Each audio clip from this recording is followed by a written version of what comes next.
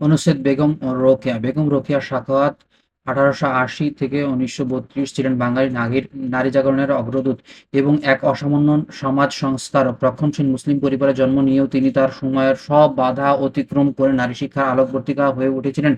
তার অক্লান্ত সংগ্রাম ও দূরদর্শিতা বাঙালি মুসলিম নারীদের অন্ধকার জীবন থেকে মুক্তির পথ দেখায়।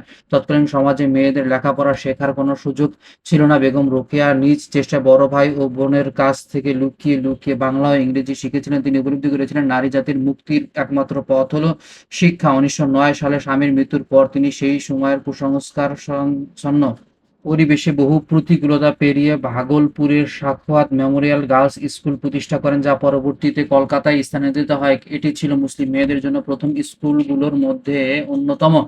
রোকেয়া স্কুল শুধু স্কুল প্রতিষ্ঠাই করে ক্ষান্ত হননি, তিনি তার ক্ষুরোদার লেখনের মাধ্যমে নারী সমাজের অধিকারের কথা তুলে ধরেছেন।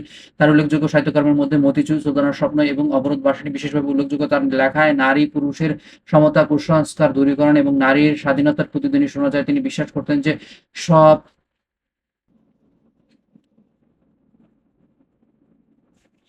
তিনি বিশ্বাস করতেন যে সক- শকটের এক চাকা বড় পতি এবং এক চাকা ছোট পত্নী হয়, সে শকট অতি দূরে অগ্রসর হইতে পারে না। বেগম রোকেয়া তার জীবন উৎসর্গ করেছিলেন নারী জাতির উন্নয়নে।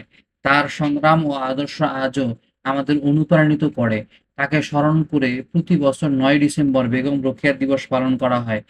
বেগম রোকেয়া ছিলেন এক সাহসী পথিকৃৎ, যিনি নারী শিক্ষার প্রসারে এবং নারী অধিকার প্রতিষ্ঠায় এক অনন্য দৃষ্টান্ত স্থাপন করে গেছেন।